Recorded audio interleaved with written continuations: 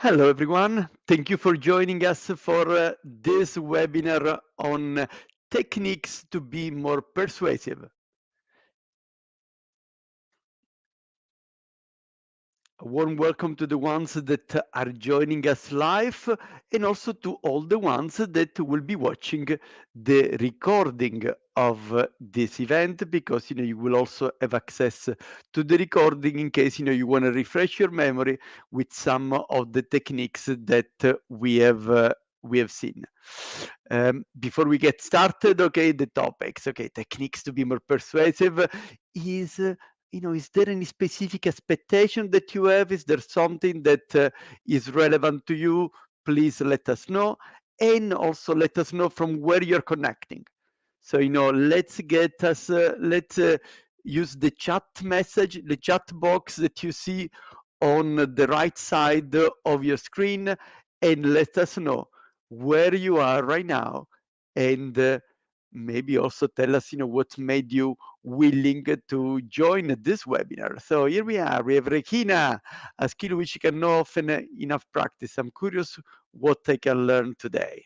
And by the way, Regina is somebody that has an in-depth knowledge of the topic. So let's see if we can bring some value also to a sales vice president like Regina. And then we have also Tala from Singapore. Fantastic. Bilal from Tunisia, right? We have already 3 continents in the first things. Fantastic. And we have an amazing group from Tunisia and Netherlands and Switzerland. Ciao, Daniele, and Boha from Tunisia, and Iman, hello. Noor, hello, fantastic. And again, the gym. Peter loves to do my workshop during his lunch break, so he takes the opportunity, to combine, some gym and some learning. That's the right attitude, right? So we do have a great team from Tunisia that is with us today, and I do have the pleasure to teach at MSB, one of the best business school in Africa. But we do have people also from the UK, from Switzerland, from France. So great. Thank you very much. And a special thank you to Adele that has organized part of this from the Polygon group. Fantastic. So great. And fantastic. If you do have some specific expectation, do let me know. Of course, always happy to hear about what may help you the most. The way we are going to do it today is a bit different from some of the other events that you joined with us lively. I will start with sharing some slides and giving you some insights that help you discover some new techniques, and then we will be stopping towards the middle to take your questions, and then we will take some more questions towards the end. So let's go with it, and let me start sharing the slides that I prepared for you today. By the way, since for many of you, I'm not a first level connection, so let me just say a few words about myself so that you know who is the guy that is talking to you. So my name is Giuseppe, and I am Italian, as you probably spotted from the accent. I am also Swiss since 2018. And those are my 3 lovely daughters, Emma, Sara, and Luisa. Spent my career in the corporate environment. I worked for over 25 years with leading multinational based in 5 different countries and working pretty much on a global basis in so many different locations. And then, in addition to my corporate activity, in 2005, I started teaching. And this teaching activity kept growing. It was 1 in 2005, 3 business school in 2006. It was 5 in 2008. It was 11 in 2018 where I stopped my corporate activity. Now they are 15, by the way. I became a professor in 2019. So what I do now, I do what I love doing: teaching, training, and consulting in two areas: negotiation and influencing. So I do a workshop at business schools. I have open enrollment workshop. I have one coming up in Geneva, the 15th and 16th of June. I will tell you some more about my influence and persuasion masterclass. I have one in Singapore. We do have somebody from Singapore as well that is joining us today. And then, you know, what I do the most is really workshop for corporate customers. And I also help my customer negotiate real life deals. Enough about me. Now, let's look at the topic of the day. Now, you know, there are a number of cognitive persuasive techniques that can help us to be more influential. Now, realistically, we are not going to be able to go through all of these techniques. And of course, by the way, you know, in the latest account, I had counted 189 persuasion techniques. So I think, you know, we need to be realistic about what we can cover. So let me share with you some of these techniques. And most important, we will make this webinar interactive. So I will be asking your contribution. So get ready, be next to the chat, because you will be driving this webinar.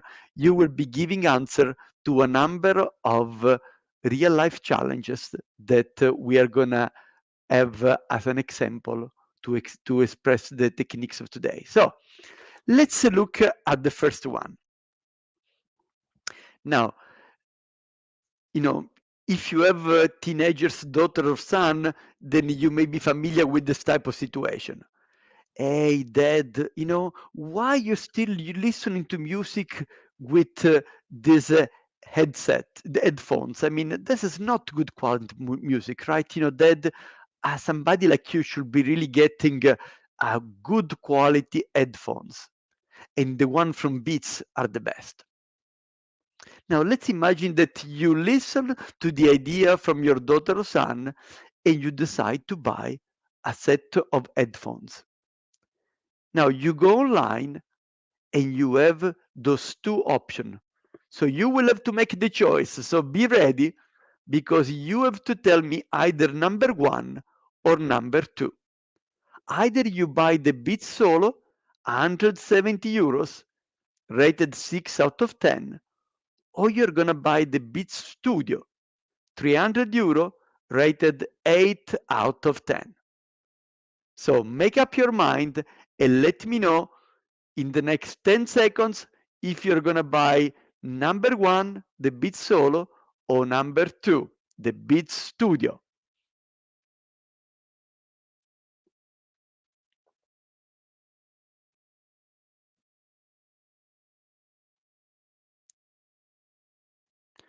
Okay, we start seeing the replies coming, and okay, so we have 2, 2, 2, 1, 2, 2, 1, 1, 1, 2, none of them, 1, 2, 1, okay. All right. Now, I think, you know, in our group, we have more or less maybe 60-70% of the people that are saying, maybe 60% of the people that choose number one and 40% of the people that choose number two. I did this exercise at IMD, a business school in Lausanne, and this is what came up. It came up that 14, 18, but I will say more or less I tend to get a 50-50 split between option number one and option number two. Okay. Thank you for joining this exercise. Now, one more challenge for you. Let's imagine that you still want to buy the headphones. And you go on the website, and this time you find the three options. The Beats Solo, same price, same rating. The Beats Studio, same price, same rating. And the Beats Executives. There is a third option now. You can also buy the Executives for only 500 euros, and they're rated 7 out of 10 by an independent test. Now, if you only had seen those three options, if you had seen only those three options, which one would you choose? So you can write your answer in the comment section. But the way I did it at IMD was a bit more sophisticated, because what happened is that I had loaded on the iPad of the participant two separate questionnaires. Half of the people could only see the two options, and half of the people could only see the three options. And what I see already is, that the number of two is sharply increasing in your comments on the slide. And when I did this exercise at AMD, guess what? 75% of the people had chosen the middle option.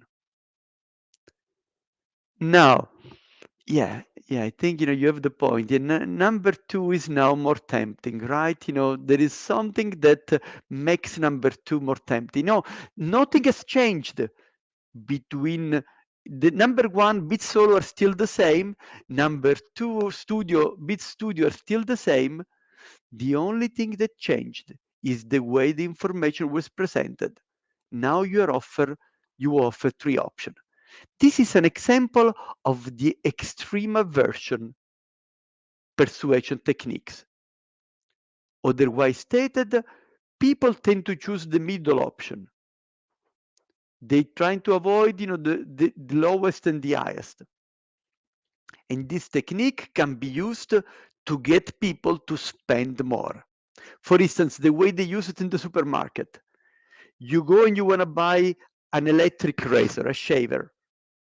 There is the basic option that costs 25 euros. Then there is an option with 4 gadgets that cost 48 euros. And then there is an option with 6 gadgets that cost 120 euros. Right, the option at 120 euros is not there to sell. Is there to make you move from the cheapest to the middle one. Once you have three options, you say, well, the middle one is almost as good as the expensive one, but less than half of the price. Let me buy the middle option. And in such a way, they get you to spend more money. This is also applied in the services business. For instance, you ask McKinsey, one of the leading consulting firm, for a quote for a consulting project. What they do is they give you three options. An option number one, it is cheap, well, fairly cheap. McKinsey is never cheap, but let's say a fairly cheap one, but there is something critically missing. Then they have a top one, which is fantastic, but it costs a fortune. And then they give you the middle one, which is the one that they really want you to choose. Thank you for your active participation. There will be more opportunities for you to participate. Here we are. Let's go for the next case. Be ready with your chat, because I will be asking for your opinion. Now we move to the healthcare, which is also a major concern for a number of the Tunisian team that are with us today. Let's imagine that you are preparing for an outbreak of a disease expected to kill 600 people. Your two key staff members disagree over the only two options that are available. So I'm going to show you two options, and you have to choose one of the two. Either number one or number two. Oh, sorry, A or B, A or B. A, if you go for program A, 200 people will be saved. If you go for program B, 1/3 probability that 600 people will be saved, and 2/3 probability that nobody will be saved. Think it over and let me know if you will go for program A or for program B.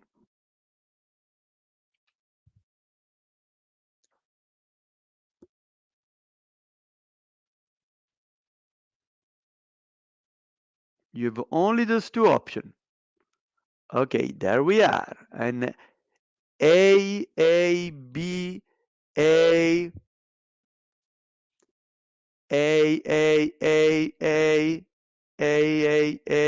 B, okay, okay. Clear majority, very clear majority for A.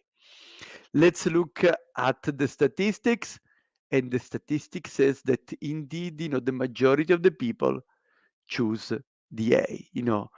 More or less 3% out of 4 choose the program A. Okay, yes, statistically, I think, statistically they achieve the same average, but, one is this certainty that 200 people will be saved, and the other is more, a probability for all or nothing. Okay, fantastic. Yes, I see your point, right? Same 200 save, at least I'm sure I saved 200 people. Yeah, absolutely. Okay, that's now I'm gonna now have a second part of the question. And imagine that you're still the director of a clinic and you have to choose between two options, but this time you have to choose between option C and option D. Program C, 400 people will die.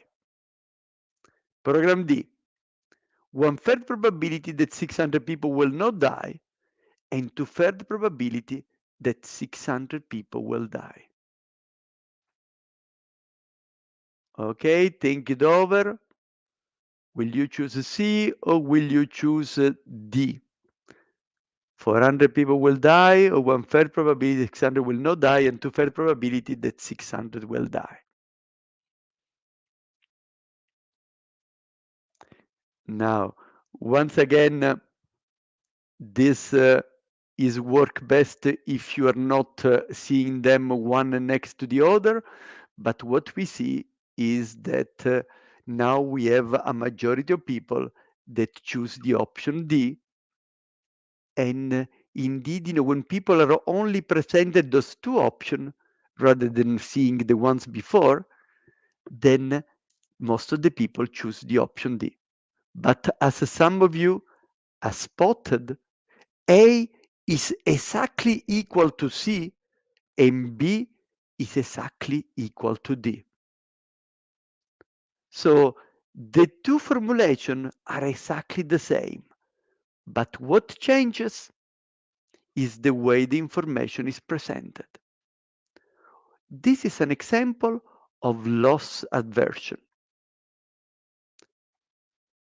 Otherwise stated, losses loom larger than gains. The losses appear bigger than gains.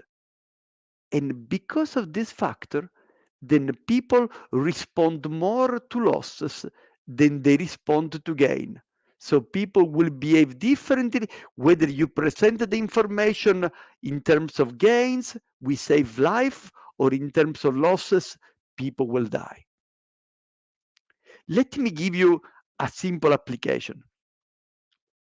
Let's imagine that you want to persuade one of your colleagues to do a project with you.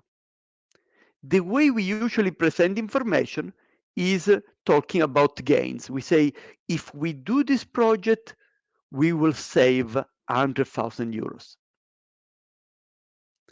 Now, if you want to increase your chance of success, recognizing that losses are more powerful, are going to drive behavior more than gains, you should say, if we do not do this project, we will lose 100,000 euros.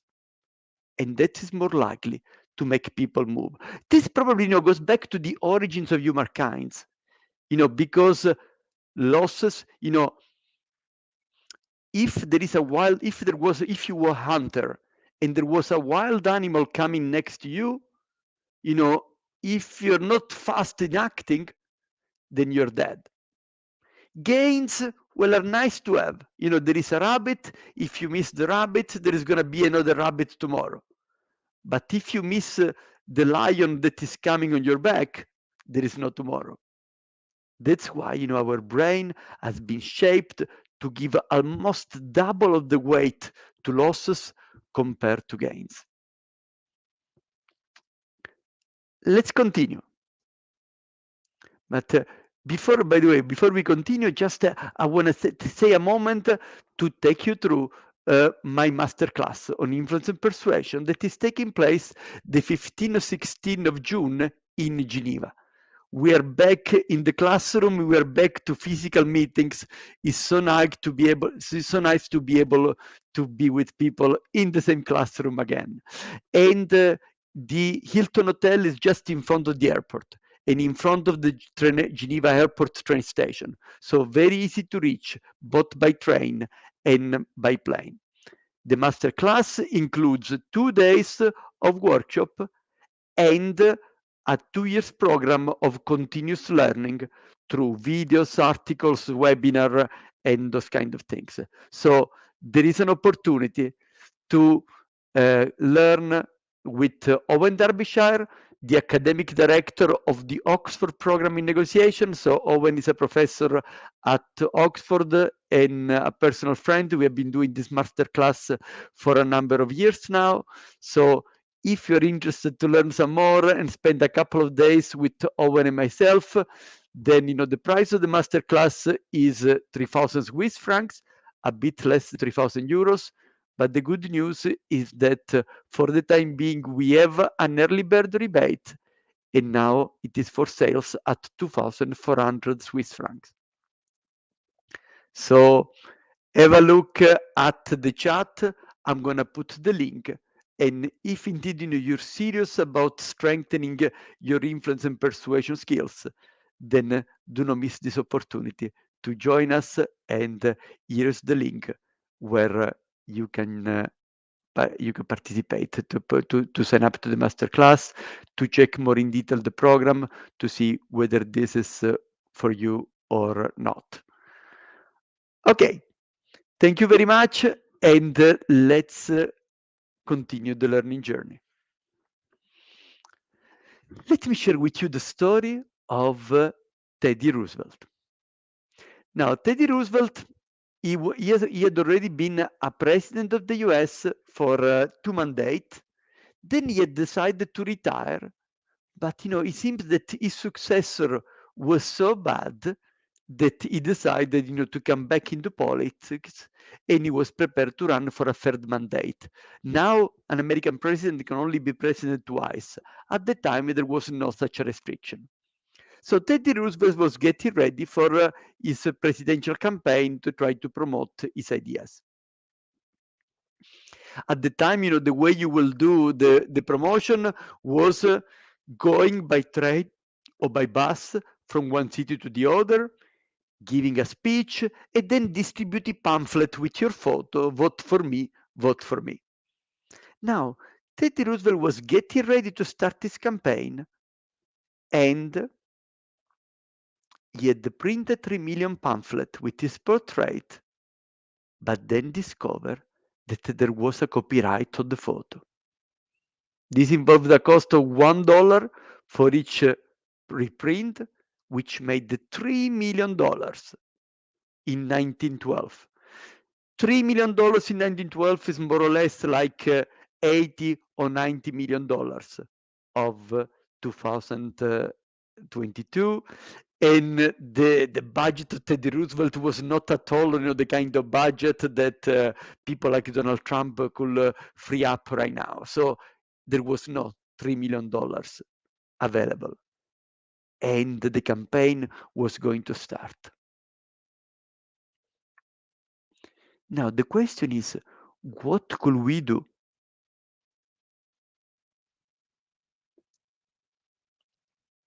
What could we do in this situation, right? You've already printed 3 million pamphlet. There is a copyright cost. Do we have any creative ideas on what could we do in order to find a solution with Muffet Studios?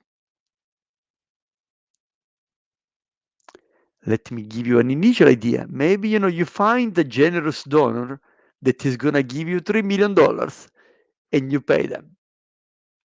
But maybe there are better options. So I'm trying to challenge your creative thinking and see what could you do in such a situation.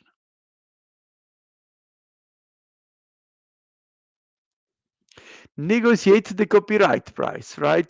Says, listen, we are not going to pay. We say, okay, let's negotiate, 3 million is too much, let's find a solution. That looks like a reasonable thing. And then people may say, okay, Giuseppe is a negotiation professor, probably there is going to come up with a negotiation kind of solution, Then, there are people say, okay, try to work with them, okay? Here we have Peter that at the gym, when you do your sport while watching the webinar, then you have ideas coming up. Offer the right of promotion to Muffet as copyright owner for some bucks. Don't pay million, just give them a little money. Okay. Reposition it as a business to them, advertise to the studio during the campaign, collaboration with the student, offer exclusive rights and access if elected president. Right, we start to be here. We start to be there, right? And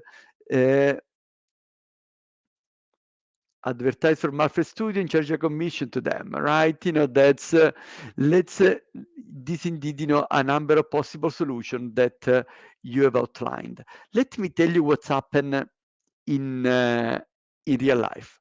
The person in charge of the presidential campaign of Roosevelt sent a telex message to Muffet Studio, and he said like this: we are about to launch the presidential campaign of Teddy Roosevelt. There is an opportunity that we use your photo for the pamphlet. How much are you prepared to pay for if we use your photo? Please reply immediately. So let's look at the message, right?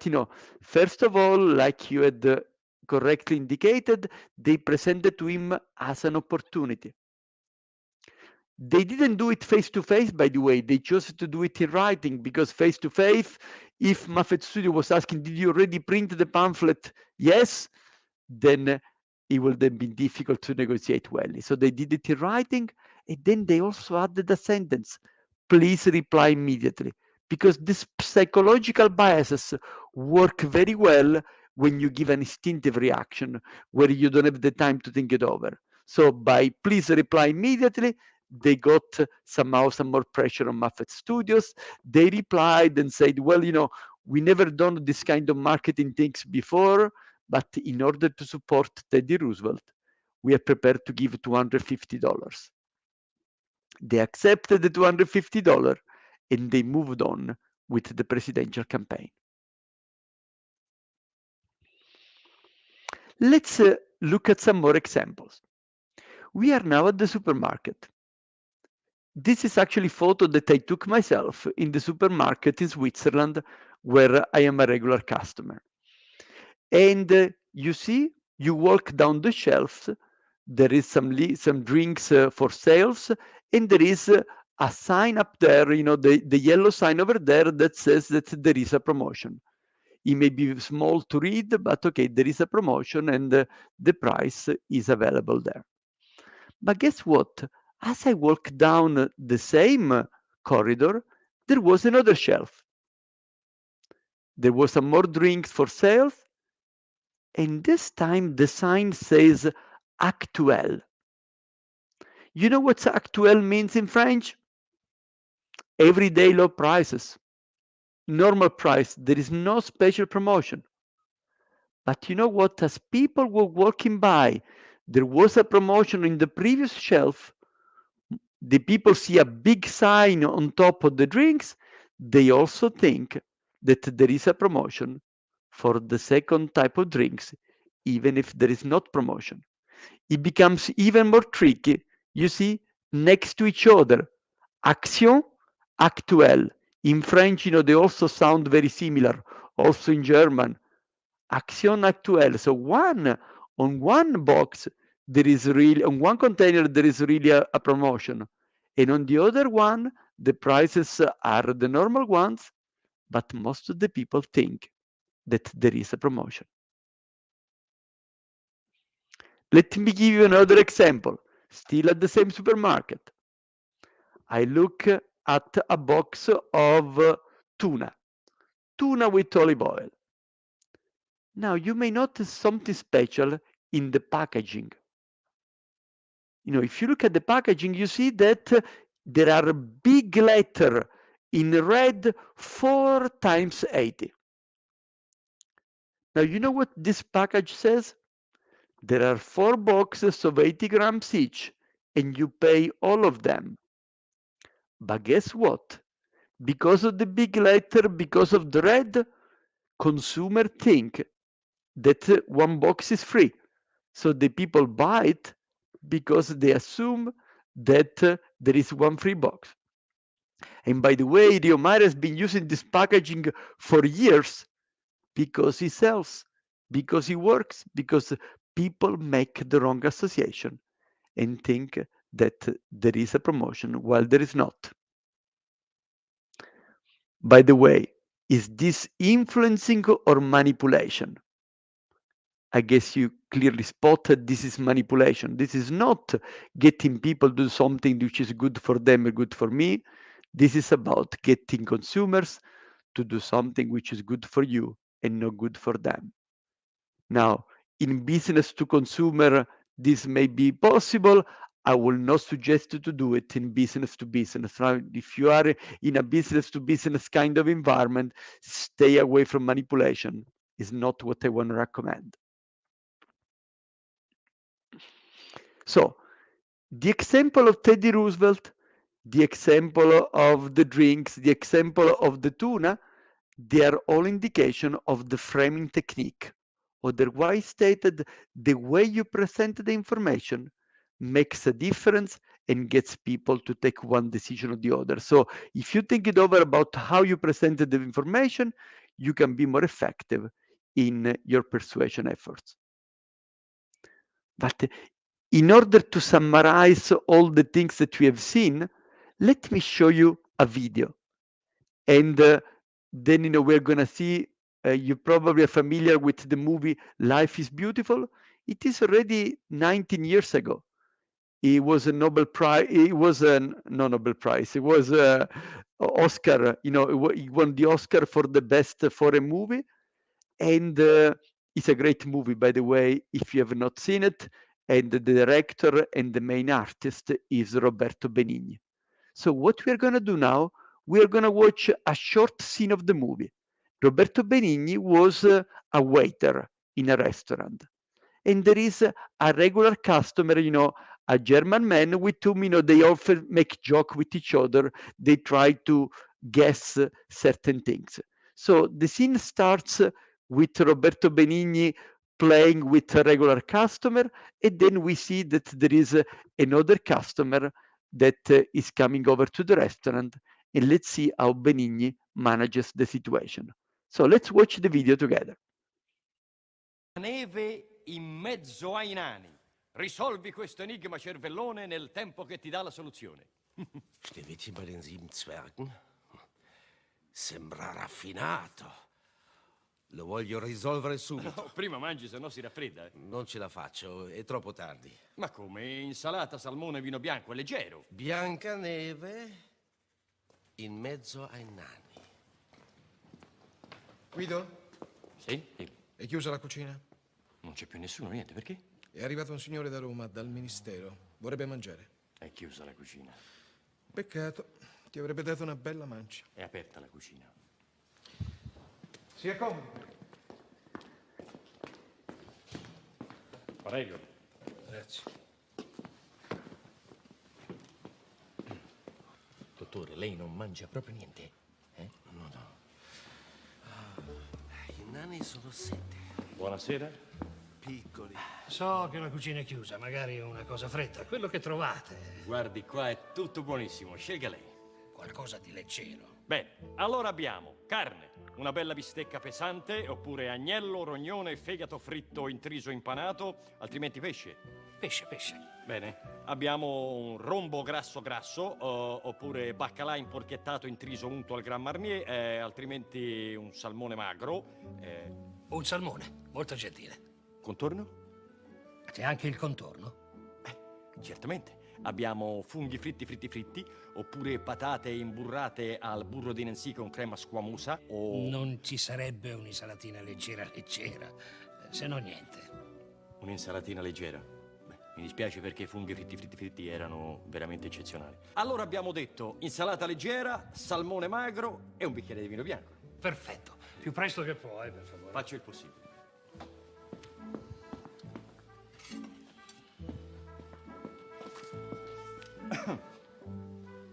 Prego.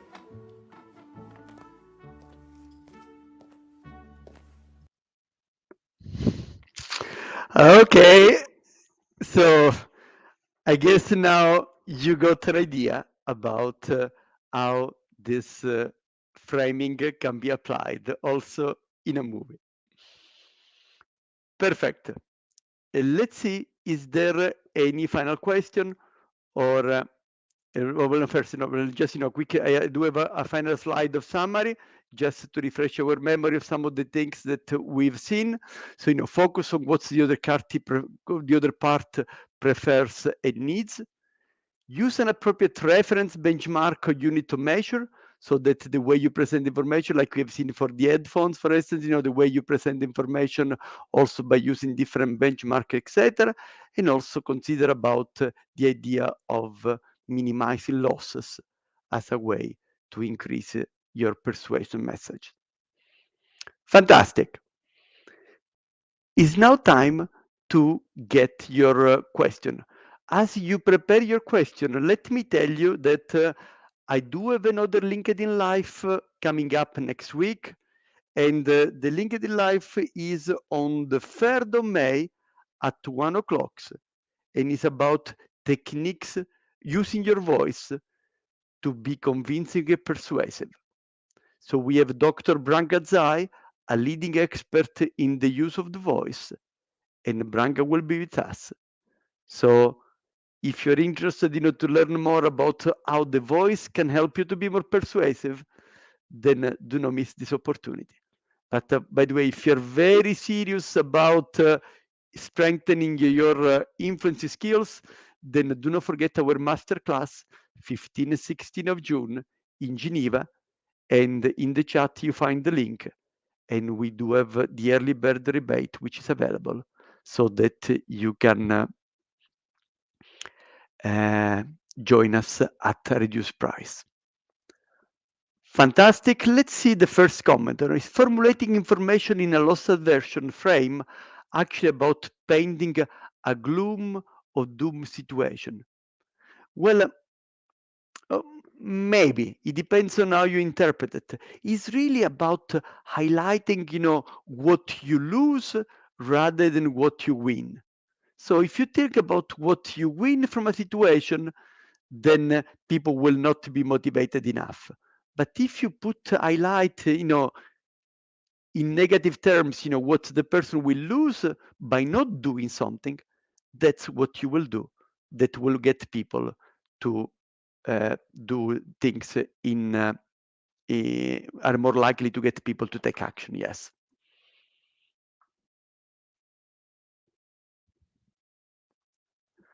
By the way, happy to see that you liked also the video from Benigni.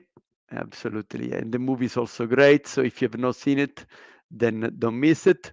By the way, this is the link to the next LinkedIn Live. So yeah, perfect. Now we still have a couple of minutes. If you want to ask one more question, we can. If you want to run to the next meeting, that's also an option. Let's see if we have one more question or comment. And it looks that probably you had enough for today and that you want to move to the next thing. So thank you very much for joining us. I look forward to see you again on the 3rd of May at 1 o'clock for our LinkedIn Live about the voice, and ideally on the 15th and 16th of June for our masterclass. All the very best, and look forward to stay in touch with you. Bye-bye.